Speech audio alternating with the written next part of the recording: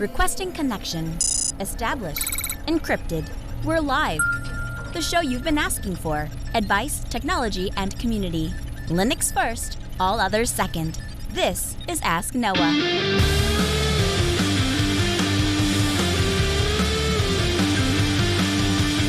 Live from Multispeed Technologies, the Ask Noah show starts right now. This is the show where we came to do all the things on Linux they said couldn't be done and take your questions on how to do the same. Phone lines, if you'd like to be a part of the program, it is a free call, 855-450-NOAH. It's 855-450-6664. Send an email to live@asknoahshow.com. My name's Noah Chalaya. I am your host, delighted to be here with you as another episode of the Ask Noah show kicks off this hour. Joining me, my co-host, Mr. Steve Evans. Welcome in, sir. Good evening, Noah. How's it going today? I'm excited to do our first review. Now, when I say our first review, I'm not talking about the first review we've ever done on anything, but it's a different way of doing a review. Steve, you decided to take your ever so type A personality and apply it in the most detail-oriented way to come up with a template so that we can make sure that we are doing due diligence when we're reviewing software. Can you talk about how you came up with this idea and what it looks like today? So I went through and thought, well, what kind of stuff is interesting to me and how would I structure it? And then I showed it to Noah and he promptly threw it out the window and said, I can't follow this. And so we have one person who went very systematically like, oh, here's my system requirements and like, this is what I think of ease of setup. And we have one person who's very fluid. And so it'll make for a very interesting review, I think. Would it be accurate to say that I didn't immediately cast shade to the wind? It was more a function of I'm just bad at following directions? I wouldn't say it's bad at following directions. In fact, Noah was very positive. He's like, this looks great. I think this is fantastic. And it's just like, it's like the barbecue grill, Steve. It's the grill looked great at the store.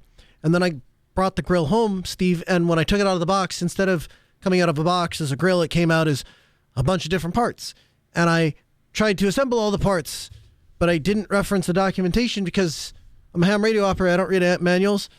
And then I got to the end, and it kind of looked the same, except there's a bunch of extra pieces, and I don't know where they go. It's kind of like the software review, Steve. That's what happened. Yeah, you know what? I'm sure it'll mix together and be something interesting. Let's do some feedback. Our first email comes in from Oli. Oli writes in and says, Hi, Noah and Steve. Greetings from Hamburg, Germany. I hope you're having a great week. Recently, I've explored setting up a more permanent Kates cluster in my home lab to both test and deploy various things. Because I've always liked how integrated OpenShift is, I looked into OKD, but I found that the project seems to be in a bit of a disarray. There are many unresolved bugs in the documentation for some of the differences from OpenShift is missing outright. Now, I've read in a few places that one can deploy OpenShift using the free Red Hat developer license. For example, and then he gives a link, I spun up a small 3-node OpenShift cluster, and I'm amazed by it. The level of integration and ease of maintenance has really impressed me, and I've yet to encounter any major hiccups. My VM host has plenty of resources left, so I'm not worried about the additional overhead, and I quite like the idea that OpenShift knowledge might come useful in my professional career. Can you think of any reason not to go down the path of OpenShift in a home lab environment? Is there maybe something I'm missing regarding the use of it in the developer license? Thanks for all the great insights to the show. Best regards, Oli. So, Steve, you know a thing or two about OpenShift. What do you think? Appropriate or inappropriate inside the home? I think that it's just fine. So I started poking people. Unfortunately, I wasn't able to get a definitive answer by the end of the day, but generally speaking, it should be fine to run the development version. The developer license. In addition to the fact that, like, okay, you might not get the updates after a specific time. That's what I was trying to hunt down. Was there seems to be a lot of conflicting information as to whether the dev license for OpenShift continues to get updates after the evaluation period is over, or whether it should or not. And I wasn't able to get to the bottom of that yet, but I will have an answer eventually for that. But I will say that even if you didn't update your OpenShift cluster that often, that's pretty standard for the industry. That's part of the reason why, Ubuntu has moved to a 10-year cycle for their paying customers, or longer. I can't even remember. And same thing for RHEL, right? It's pretty common for people to stick on a version that works for them until there is a overwhelming need to move off of it. I would say that if you're going to go down this route, there are lots of people, myself included. I tear down my OpenShift cluster a lot. And by a lot, I mean, I think I did it 4 times this week. So it would be very good for you to get into the habit of understanding, how do I build this back up quickly? Like for me, it's 36 minutes from the time that it broke, like there's no cluster, to a time that I could log in and start doing things, and an additional 25 minutes for the rest of my automations to kick off to put the cluster back into the state. Now, I'm running like a local registry, so it's not going out to the internet and all that kind of fun stuff. But the point is so many of us Red Hatters actually have this scripted down that blowing up the cluster is not really even considered a problem, as long as you are maintaining, I don't even say backups, but just the artifacts to get you back to a ready state. It is usually just as simple as reapplying them. So I have no problem with it. And I would say that if you make sure that you have good habits going into it, you treat it like, so you're dealing with an enterprise product, treat it like an enterprise product. Make sure that you are following good practices, even in your home lab. And if you do that, then even if you have to reinstall it every 90, 180 days or whatever it is that you want to do because of the evaluation license to just pull yourself to the most recent, it's really not that big of a deal. 1-855-450-NOAH. It's 855-450-6624. The email live at asknoahshow.com. Is there any reason you wouldn't use OpenShift in a home environment? Does the developer license make you uncomfortable at all? Or is that literally what Red Hat was trying to solve with the developer license? They don't want to punish the people that are using this in their home, or even in their small business, or even in their small IT operation. They want to support and enable those people. What they're really looking for is a paycheck from the people that are using it at scale. That's the kind of people that Red Hat are targeting. And so really this developer program is designed precisely to remove roadblocks and get you able to use the exact same tool the big boys are using. Yeah, I think the last note I would have here is that OpenShift is a little bit heavy, as is Kubernetes, right? Because of etcd, there's a lot of churn. So if you're worried about write endurance on your disks or something like that, this is going to definitely make a beating on any of the disks that this is sitting on top of. If that's not much of a concern for you, there really isn't any downside to doing this in a home lab, really. Especially, yeah, I think it is. I joined Red Hat because I was very interested in pursuing this path almost a decade ago now. I think that it's a good product, generally speaking. Like everything, we've got some rough edges. Documentation is one of those ones that's tricky, as you've kind of noted in the upstream. As for the developer license, like I said, I have open questions about that, but generally speaking, nothing you do is going to classify as production use. And so there's just not, you're not going to meet that standard of production, notwithstanding the fact that maybe your home lab is, 15 nodes and you've decided to actually host load on it. But generally speaking, Red Hat's not particularly militant when it comes to hunting down people that are not in compliance. We don't show up and do an audit like a Microsoft would do and then go through and nickel and dime. Yeah. Anyway, so check it out. Is there any value, Steve, in not starting with OpenShift, but maybe starting with a more basic, built from hand type of a thing, just from the standpoint that you can really wrap your head around the basics and the concepts?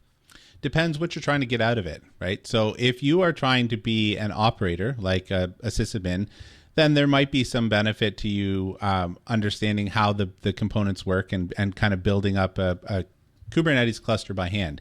If you are trying to be a user developer of it, no, there's no real benefit to that. Not really, because the level of interface that you have, regardless of whether it's Kubernetes or OpenShift or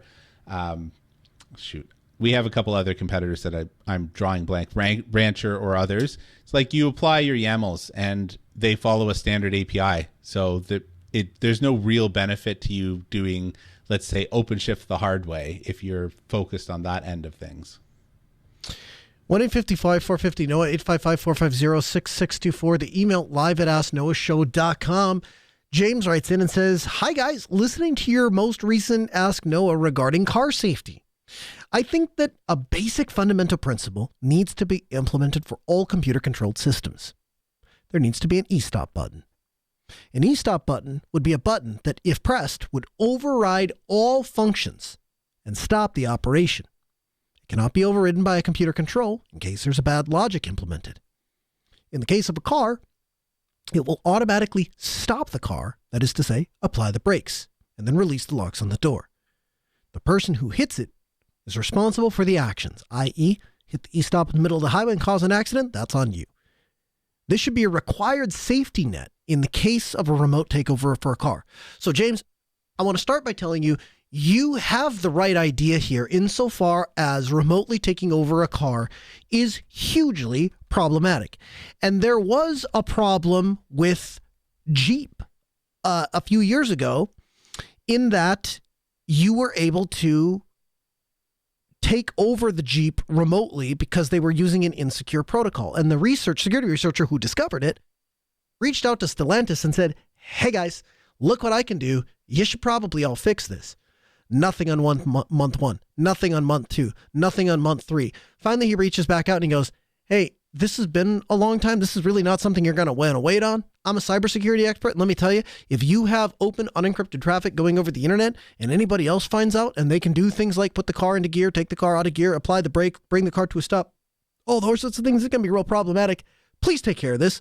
Nothing on month 4, 5, 6, 7. Finally, on month 8, he goes to the paper and they publish a story. And then within 30 days, they issue a fix and they take it offline. It can still be done, but now you have to physically plug into the computer to get access to the car's computer.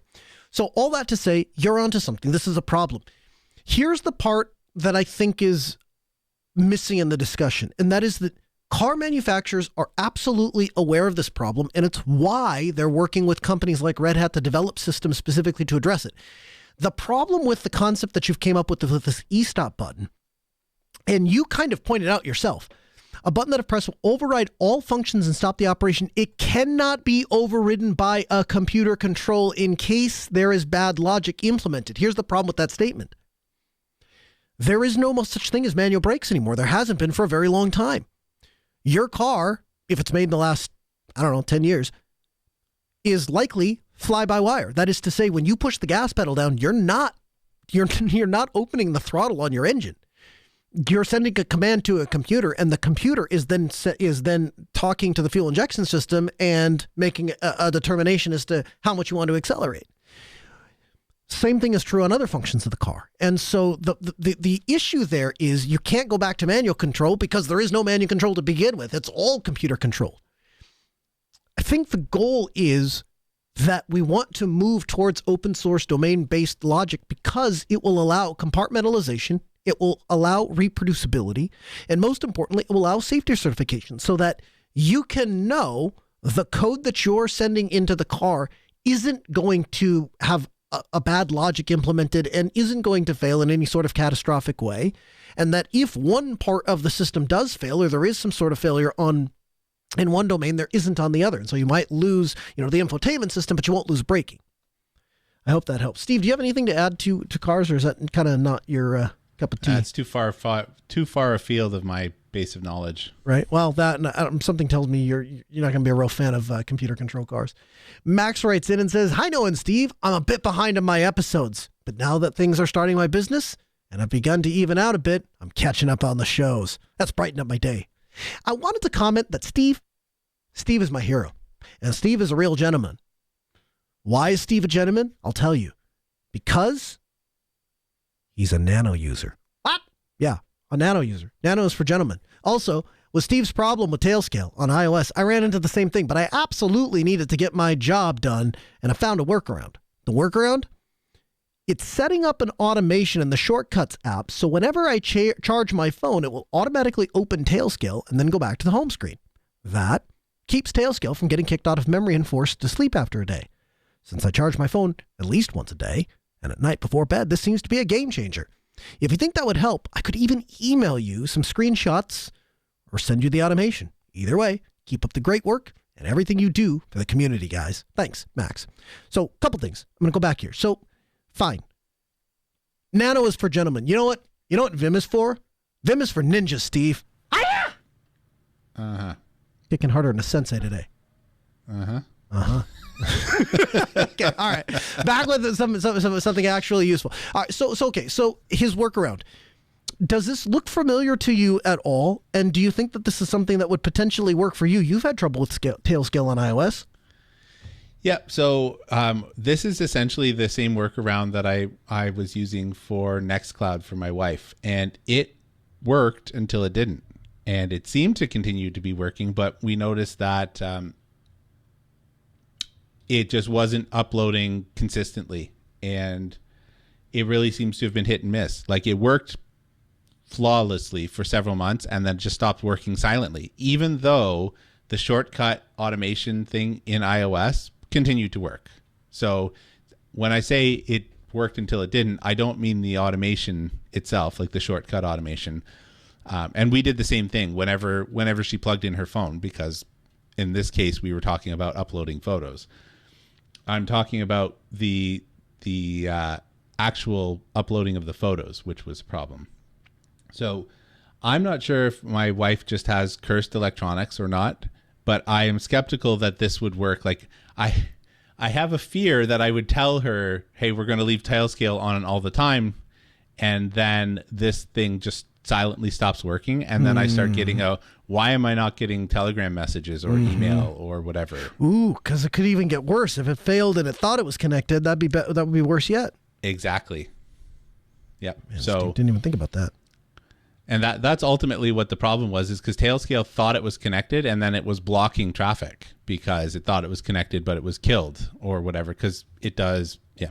At any rate, it was causing us problems, and I have a sample size of all of one, right? It's the only iOS device that I have, and I'll put access in air quotes because I'm lucky to see it 5 minutes for troubleshooting. So. Absolutely. If you have questions, that's how this show goes round. A bit of a refresher, the rules for engagement. We're here to help you use Linux. That could be at your house. That could be at your business. That could be at your church. That could be at your small nonprofit or NGO. We're here to help you do that. But in order for us to help you, you have to help us help you by telling us what you're struggling with. So we want to share in your success. If something went really, really well, if you found a really awesome open source project that you used or shoehorned into a place, we want to hear that. If you have a war story, a way that you battled through and became the tech hero in your world, we want to hear that. And if you're just failing and can't get ahead in life and struggling at every turn, we're here to help. All you got to do, sit down at your computer, open up your favorite email client, proton.me if you don't have one yet, and send an email to live@asknoahshow.com. Fill it out with your name. Doesn't have to be a real one, but you got to tell me your real story. What works for you? What doesn't work? What would you like help with? We'll answer. From the Linux Newswire newsroom, this is the Week in Review with JT. For the week of February 2nd, 2025, here's the Linux and open source news. Gparted Live 1.7 is out. The GNU team has announced the release of binutils 2.44. Mozilla Thunderbird 134.0 is out. In distro news, Archbang 2701 is available. Chaos 2025.01 is out. Parrot 6.3 has been released. And the immutable distro Nitrix has announced version 3.9. In open source AI news, the Allen Institute for AI has debuted its latest entry of its open source Tulu 3 405 billion parameter large language model. The new model not only matches the capabilities of OpenAI's GPT-4o, it surpasses DeepSeek's B3 model across critical benchmarks. And the EU is investing $56 million in a project to develop an open-source language model that can work with the Union's 30 languages. Also from Europe, French lab Mistral AI launched Small 3, which the company claims is the most efficient model in its category and said it is optimized for latency. They say their Small 3 model can compete with Llama 3.3 70 billion parameter, Qwen 32 billion, and other large language models, and is an excellent open replacement for opaque proprietary models like OpenGPT-4o Mini. And lastly, OMUI is backed by an alliance of 13 leading research universities, including Princeton, Stanford, MIT, UC Berkeley, University of Oxford, University of Cambridge, University of Waterloo, and Carnegie Mellon. Umui's founders have raised $10 million, a modest seed round which they say meets their needs. While other major players like OpenAI contemplate $500 billion investments in their massive data center through projects like Stargate, Immich is taking a radically different approach. The platform provides researchers and developers with a complete toolkit for building, evaluating, and deploying foundation models.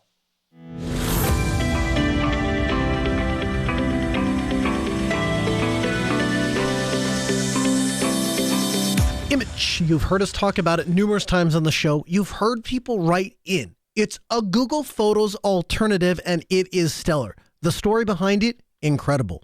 A software developer, he wanted to build something for his wife. And after repeatedly asking her over and over and over again, honey, how can I use my talents as a software developer to do something for you? She came out with a very easy, simplistic project, replace Google Photos. He took it on and built Immich. It turned into one of the most competitive open source image software out there for uploading and managing photo collections. And most recently, they got picked up by another organization that's funding them to make sure that open source tools exist where proprietary alternatives are the norm. So Steve and I are embarking upon a process to try to make reviews more streamlined. The idea that even if we wouldn't ordinarily look at a particular feature set or look at a particular thing that a piece of software does, it will be an opportunity for us to dig in and look at those things anyway, and then to the best of our ability, provide feedback. Now, here's what this isn't. This is not a end-all, be-all, the answer on Immich. Your mileage may vary. It's going to be highly dependent upon what it is you want out of the tool. And depending on what you want out of the tool, you're either going to find it to be really, really amazing or a tool that's in search of a solution, and everything in between. So, without further ado, Steve, you are the most interesting person to come in to review Immich, in part because you didn't set out to use Immich. You kind of got, I wouldn't say drug into it, but you got peer pressured into this is a cool thing, this is a cool thing, this is a cool thing, and eventually you're like, okay, tell me what all the fuss is about. Yeah, I think that's a pretty good summary, actually, because largely we don't have need of something like Google Photos. I suppose the most interesting thing to me personally was the fact that it's supposed to be able to do these memory things like this on this date in such and such a year if you feed it enough years. And that's kind of neat, especially because I often get pictures from my wife when her phone pushes that to her, like, hey, this was 13 years ago, and it's a picture of my son who's just barely able to walk or whatever it is. And so that was kind of neat. And so part of that was like, well, it'd be nice to be able to do that with our own photos that are not backed up somewhere like iCloud or whatever. And yeah, how do I put this? I suppose we have some very ardent supporters in the Ask Noah group, and they have been pumping it. And then Noah is like, you should take a look. Actually, Noah hounded me quite a bit about this. And he's like, every few months he's like, oh, it does this thing. Does that change your mind? Oh, it does this thing now. Does that change your mind? Fine, I will take a look at this. So, having done that, under duress or otherwise, what did you think? So I guess we'll start with, this is not a short-term review. It's been about 3 months-ish. So before December, I believe, when we kind of started using this in earnest, I stood it up and kind of put my toe on it, I suppose, just with some tests and stuff like that. And it was like, well, it seems kind of okay-ish enough to expose everything to it. Of course, in a very calculated way. I first took a complete, gathered all of the photos that I could ever find and stored them in a completely different directory in case this thing went haywire and did bad things. So I'll say that it does what it says on the tin in terms of it.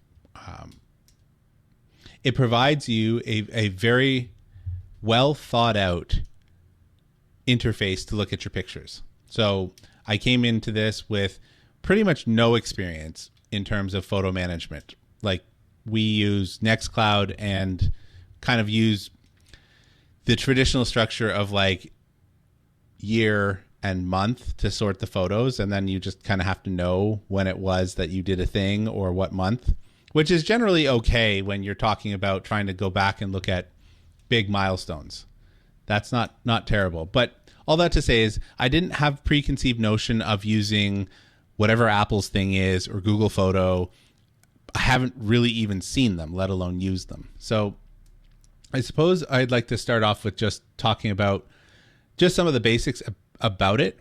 So in my kind of structured way, I approach this as what would I like to know if I was starting over? So I started at things like, what is the installation and setup? And Noah, you can jump in here and hop in at any time. Mm-hmm. Okay, so, but one of the things that I was kind of interested in, like, how beefy does my box have to be? Because it has all of these fancy things on the tin, like it's going to re-encode your videos if it needs to, and it's going to do facial recognition, and it's going to attempt to do date and time recognition and all this kind of fancy thing, as well as it builds a map for you in terms of you can click on the map and then see all of the numbers of places that you've had pictures taken. So it does all this fancy stuff.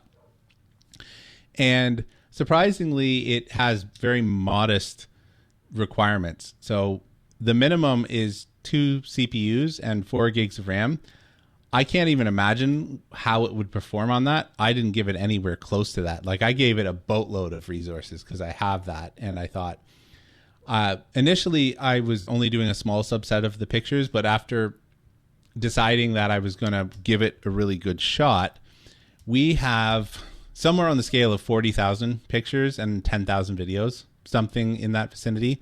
And when I tried to put this through it on kind of minimal hardware, it was going to take like a week to process this. And so I ended up kind of digging through their documentation, and I found that you can actually have remote workers, which was great because I have some pretty beefy hardware for doing machine learning type stuff for work. And so I tossed it at that, and that was super interesting. So it can be very resource intensive. Like, I watched my power draw in the house go up significantly while this thing was churning away.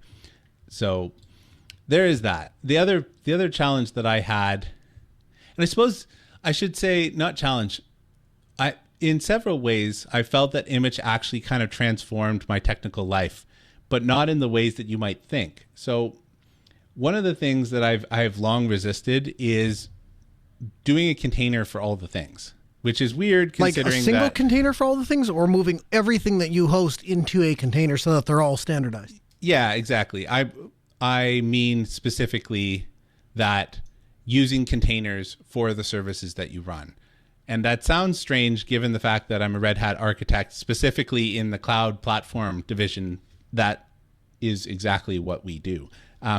But if I'm going to run it myself, I try, especially if it's critical path, I've really tried to figure out how the thing works so that I know how to fix it when it breaks. And to me, photos are as critical path as you can get.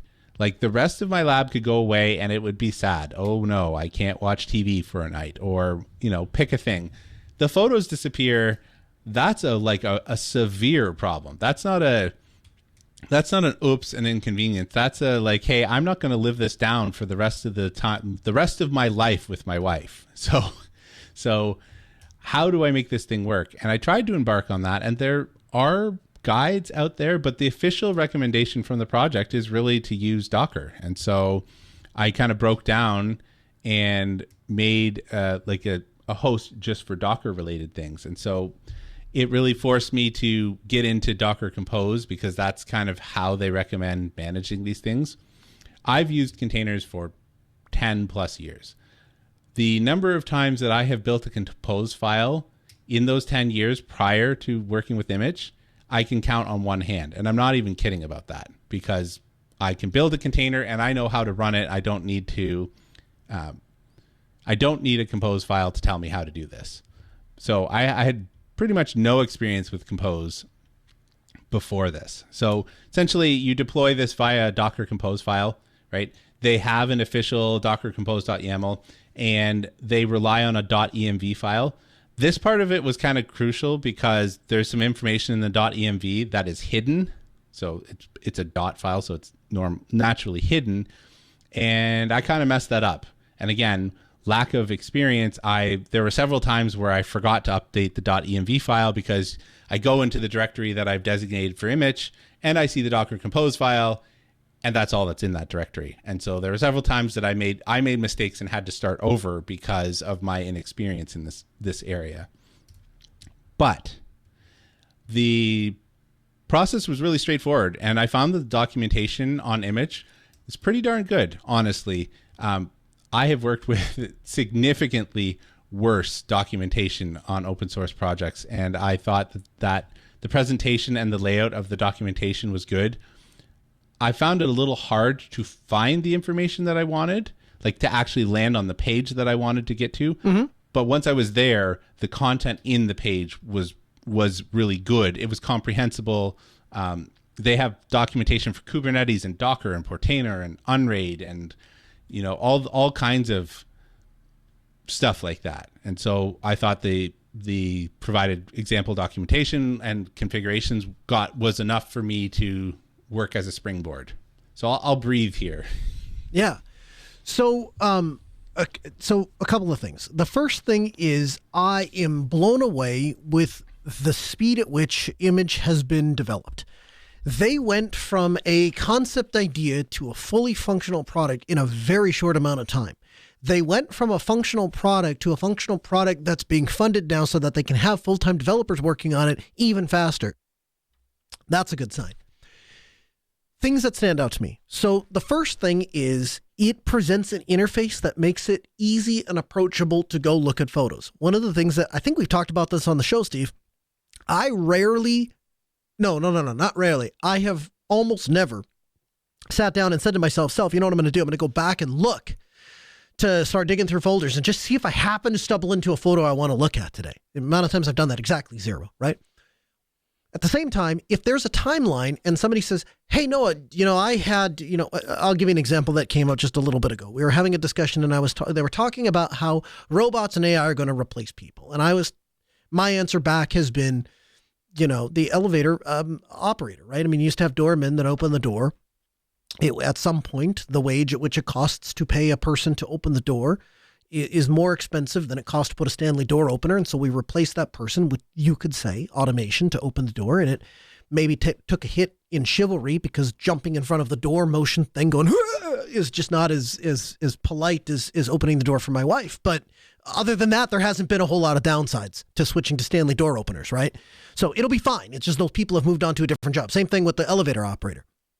So all of that to say, when the feature is there, right? And somebody says to me, so I was having that discussion about, jobs and automation replacing it. And I said, it's been here for a while. There's actually a robot in Las Vegas that you walk up and you tell it what you would like to drink. And the robot arm creates you a drink. Oh, I don't believe it. Well, let me show you. And so I pull up Immich and I don't know how else to find the video other than I know what year I was there in Vegas and took a video of this robot making this drink. And so I can go with the timeline and scroll right down to the year and then start going through until I see all the pictures from Vegas. Go, oh, here we go. Here's the one I'm looking for. And then I can show you. So it makes it quickly easy to jump back in time and go grab a thing to share with somebody else.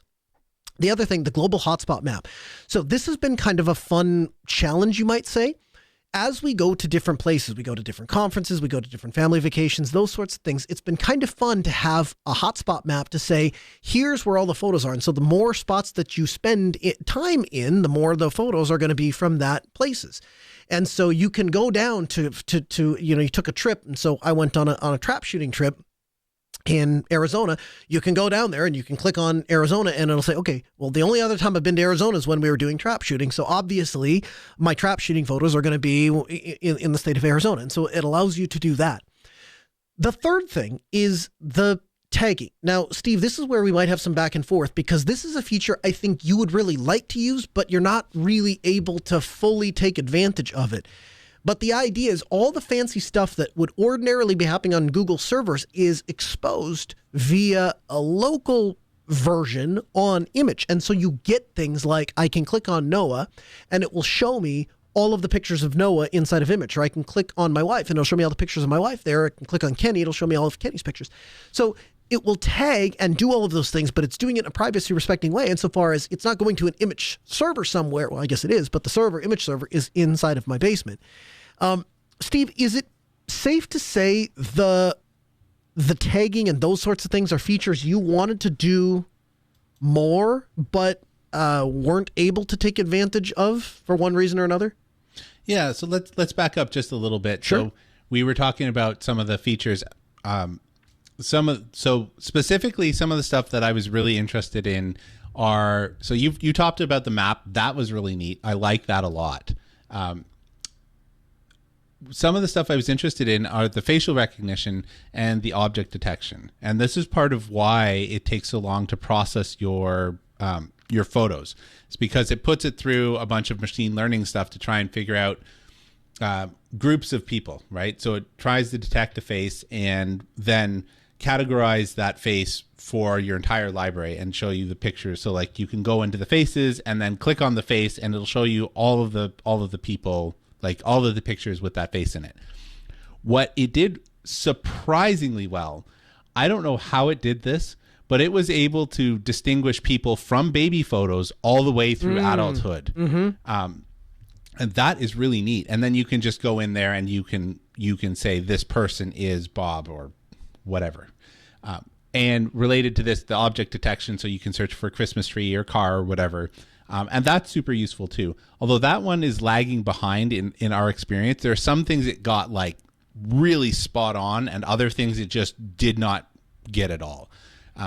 But getting back to your point, mm-hmm. One of the things that you and I experienced was that when we were allowing Immich to manage the files themselves, the way that it chose to distribute the files on the file system, to me, was incomprehensible.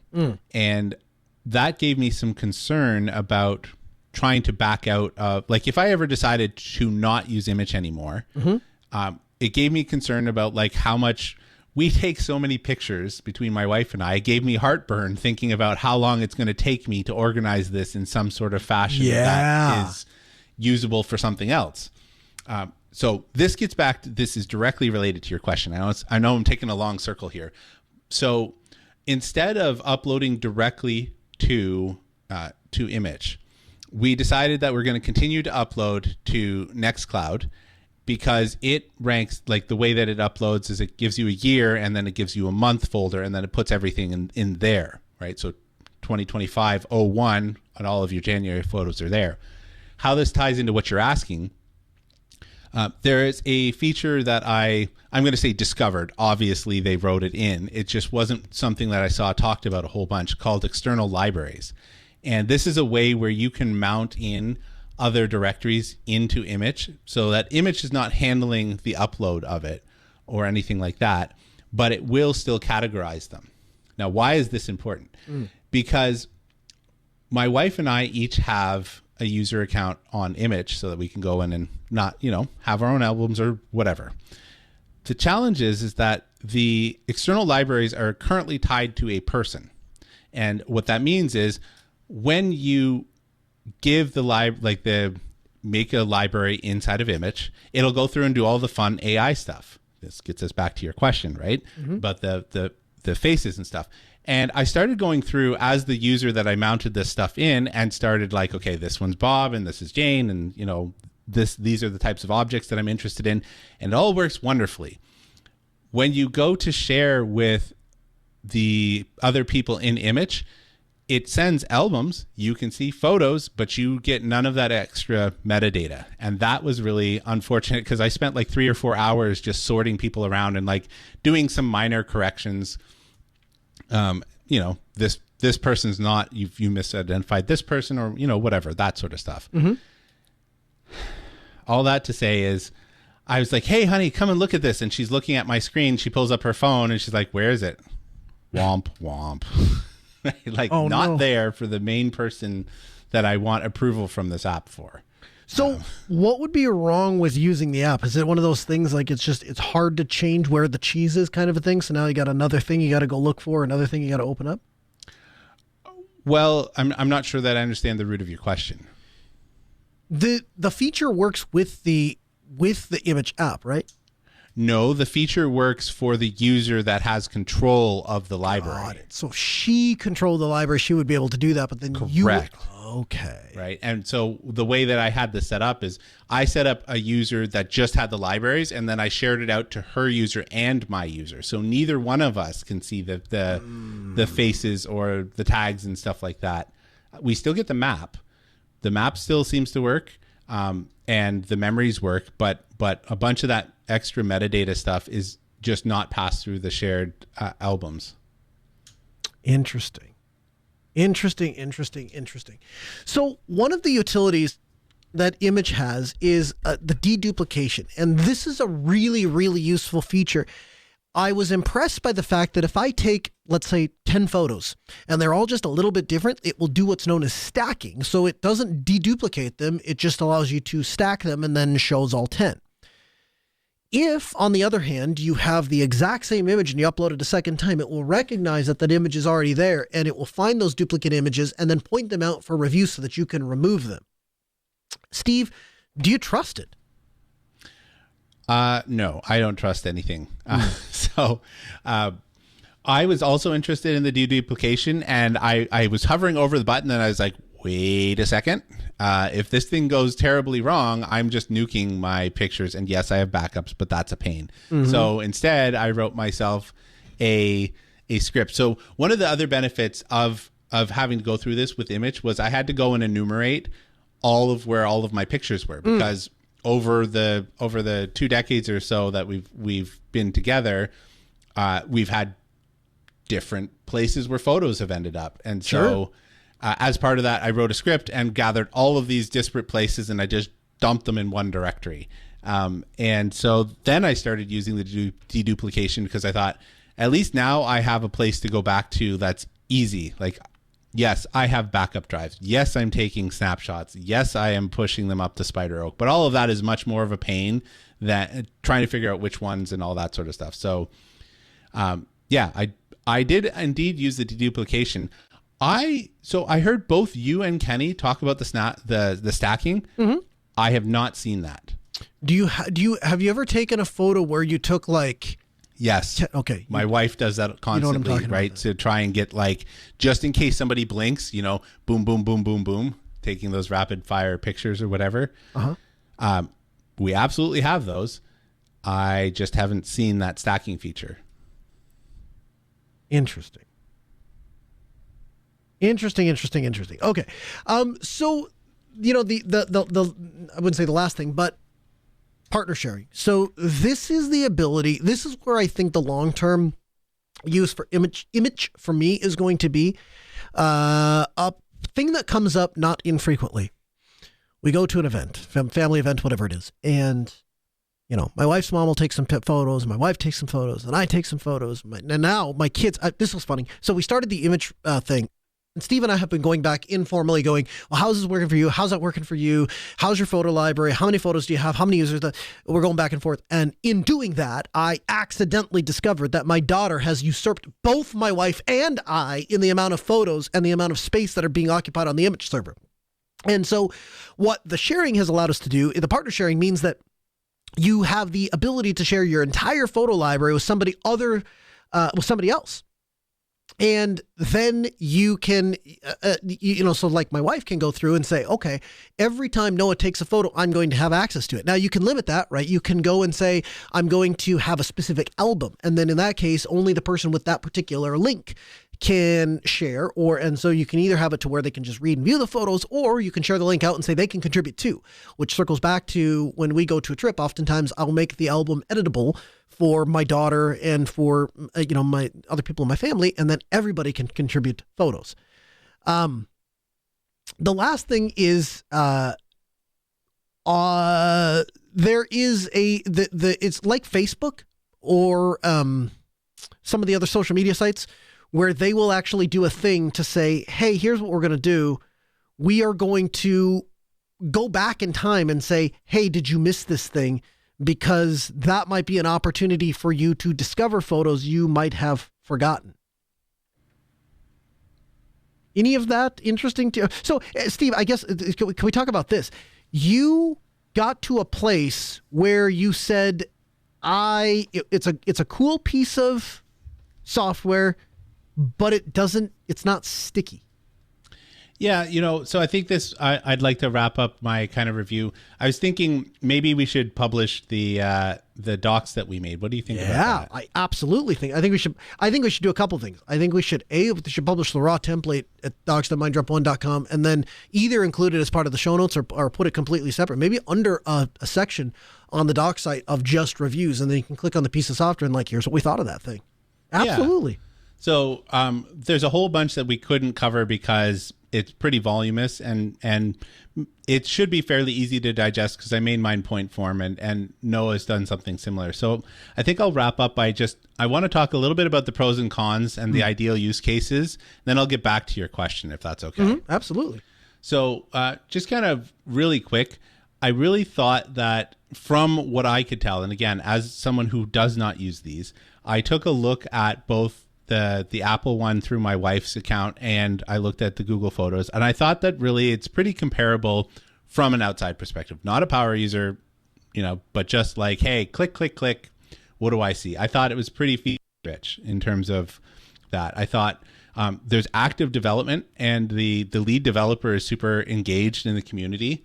And I thought that was good. They get a lot of contributions for the documentation from the community. They have a strong focus on privacy. And that's primarily seen through self-hosting and stuff like that. The mobile app's really good.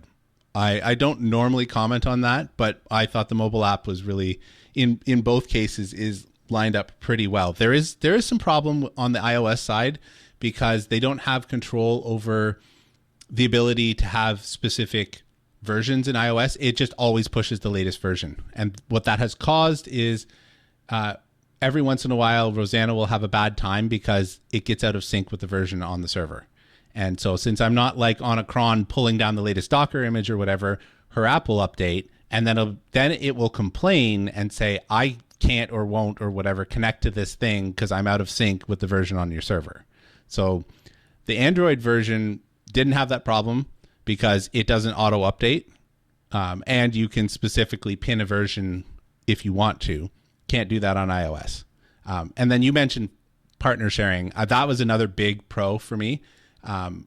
We won't get into that. There's a little bit of the cons, right? So the partner sharing I found a bit confusing. So I'm not going to go into too much because I'll give you a couple minutes to wrap up as well. But I found it kind of confusing, and like we talked about, you can't really share all of the aspects that an individual can see, so faces and object detection and stuff like that. It can be, this is really resource intensive if you've got a big library like we have. In the past, there have been frequent updates that have caused breakage. I heard an interview just a couple weeks ago with the main developer, and they're really focusing on trying to level that out this year. But it is what it is. There's no end-to-end encryption. That's kind of unfortunate. I put it like an Nginx. No, I put an Apache reverse proxy in front of mine to give the SSL. But I suppose I wouldn't expose this to the internet unless you know what you're doing. Because, again, it's a really good photo app, but my general skepticism is you probably are not super focused on being a really good, make sure it doesn't break the world if I stick it out in public kind of app.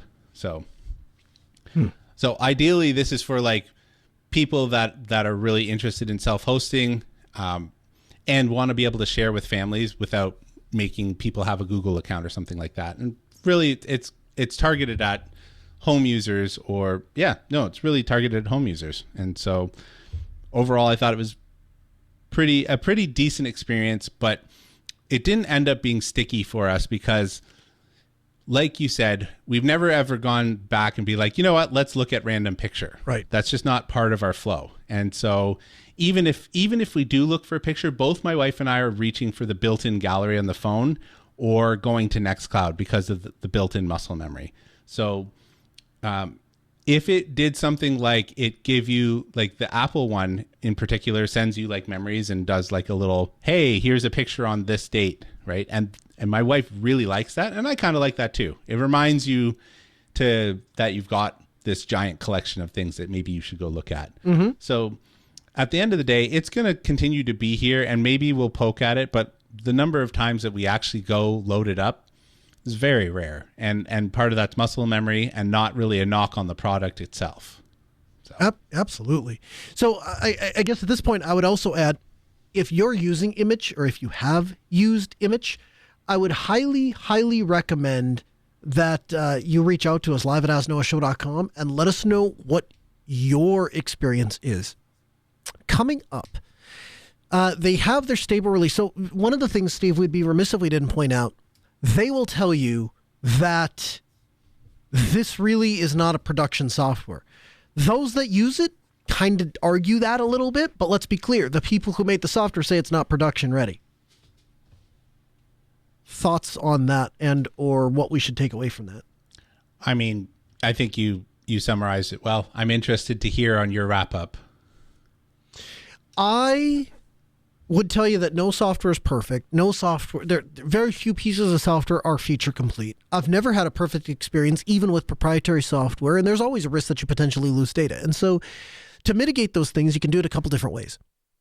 For me, I'm backing up the QCOW2 file, so the entire Immich instance. I'm also backing up the folder in which the library is in and the library images are in. Now, interestingly enough, Steve and I had an identical experience insofar as when we went and explored the library, it was just a bunch of gobbledygook. It was folders that were named random things and then images that were named random things. One of our producers, though, brought to our attention the fact that in his Immich instance, it was actually organized by date. So if you're able to do that, it's maybe not a bad way to go. I will tell you, in cursory looking, I've not seen anything that really grabs my attention in a bad way or causes me any cause for concerns. And in the end, and Steve asked me this, he said, how do you plan to exit? Because one of the things you should do anytime you get into a system is understand how you're going to get back out of it if anything doesn't work. And so while I could hack my way through a bash one-liner to grab all the images out and dump them in and organize them by date, I could get there. That's my answer to how I would get out. But the problem would then present, I don't know what I would do for my wife to get her some sort of image management system, because the whole reason we got this bolt in the first place, she wanted to get off Google, and there wasn't a good reason to get off, or there wasn't a good way to get off of Google until Immich came out. And now Immich came out, and now it's even better than Google Photos. And so can't imagine going back. The music in our ears means we're out of time. I thank you for joining us. We record the show every Tuesday at 6 p.m. Central. AskNoahShow.com. If you click on podcast or go to podcast.asknoahshow.com, there you'll find all the show notes, the articles and references we use to make the show, plus the entire back catalog. Start from episode 1 and work your way through. We're live on Twitter or on X. I'm at Colonel Linux. He's at Linux Evans. The show at Ask Noah Show. We're back next Tuesday, 6 p.m. Central. AskNoahShow.com.